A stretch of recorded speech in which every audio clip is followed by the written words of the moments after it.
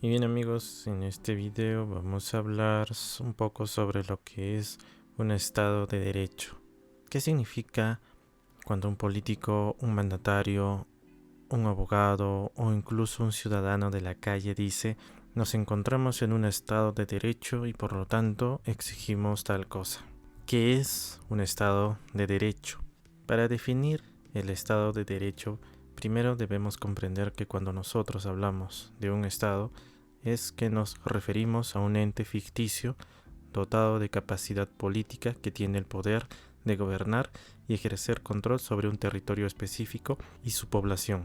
En el pasado, el Estado estaba representado por una sola persona o un grupo de personas como lo fueron los monarcas, los emperadores y dictadores. Estos tipos de gobierno se les llamó estados feudales o estados absolutos. Sin embargo, con el repaso de la historia nos damos cuenta de que la concentración del poder en unos cuantos para gobernar solo significa la corrupción absoluta del gobierno y el desdén y abuso hacia la población que está por debajo, puesto que al no haber un control del uso de este poder, se podía hacer todo lo que se quisiera en beneficio de unos y en detrimento de otros. Era como algunos gobernadores en un estado absoluto solían decir, el Estado soy yo, y con eso no nos queda ninguna duda de que el Estado y su actual representante están corrompidos. Por eso, a manera de sobrellevar esta situación repetitiva y de abusos de poder, se postuló que los ciudadanos entregaran a este ente ficticio llamado Estado el poder para gobernar todo el territorio de la nación con capacidad para decidir políticamente, pero con una adición nueva, que es que actúe bajo el imperio de una norma suprema que regule el accionar del Estado y de los ciudadanos. De esta manera se establezca el control de todo accionar como principio base para todos y en especial para el Estado y sus representantes. Eso quiere decir que el Estado que está basado en el derecho tendría todo el poder político para gobernar el país, pero con sujeción a la ley. Por lo tanto, nadie escapa a la sujeción de la norma, y con eso se puede prevenir la aparición de nuevos estados absolutos o totalitarios que traspasen el orden constitucional y arrasen con los derechos humanos de las personas. En consecuencia, se acepta que el Estado tiene el poder de todo y que todos los ciudadanos van a estar sometidos al mando o autoridad de una norma suprema. Y para este caso, la gran mayoría de países lo llaman la Constitución.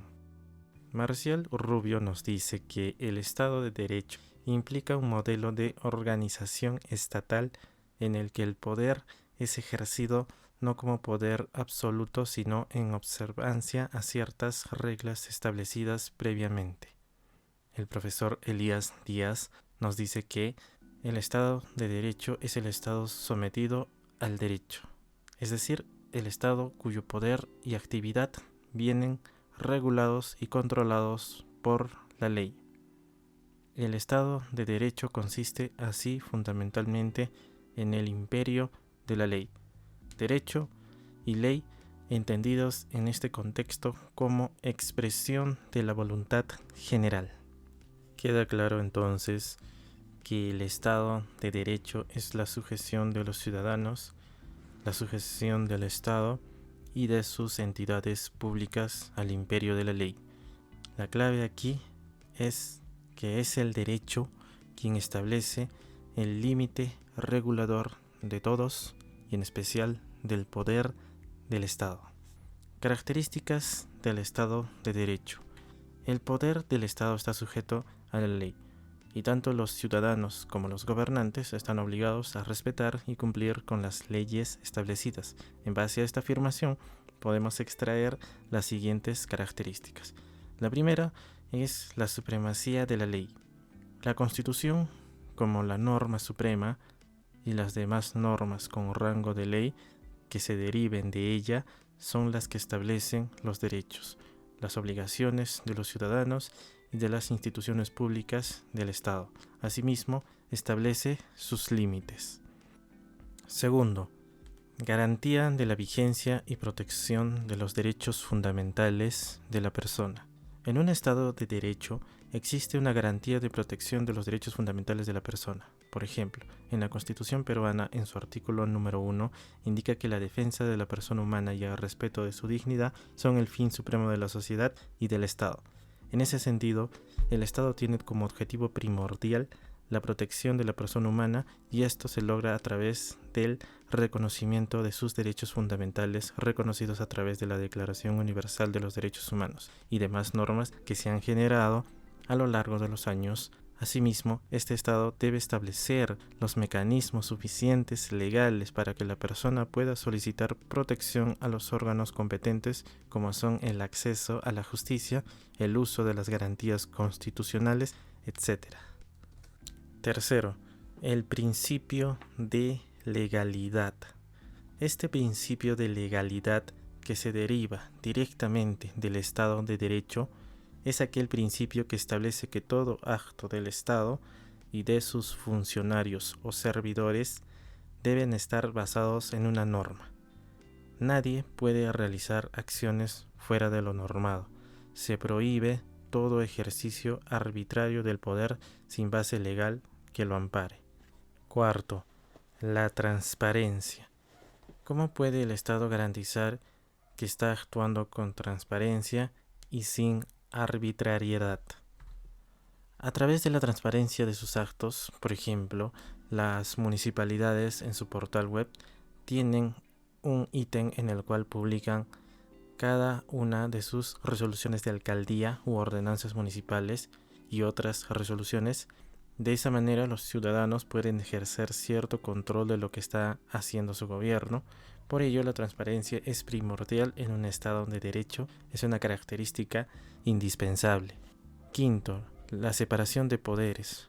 Por medio de esta separación de poderes se busca el equilibrio entre cada poder y que ninguno pueda sobrepasar el límite de sus atribuciones. Por eso existe el poder ejecutivo, el poder judicial y el poder legislativo. Sexto, la responsabilidad del Estado.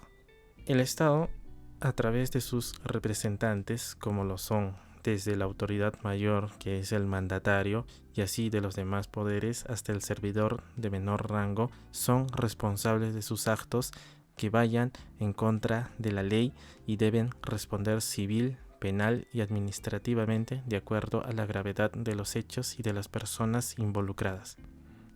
Existen otras características que forman parte del Estado de Derecho, como lo es el principio de organización, la distribución, entre otros. Sin embargo, los anteriores mencionados son los principales por los cuales debe regirse un Estado de Derecho, puesto que son ellos los que garantizan el límite de actuación del Estado y permite el control de los ciudadanos hacia el Estado, así como el reconocimiento de los derechos fundamentales de la persona humana como objetivo principal.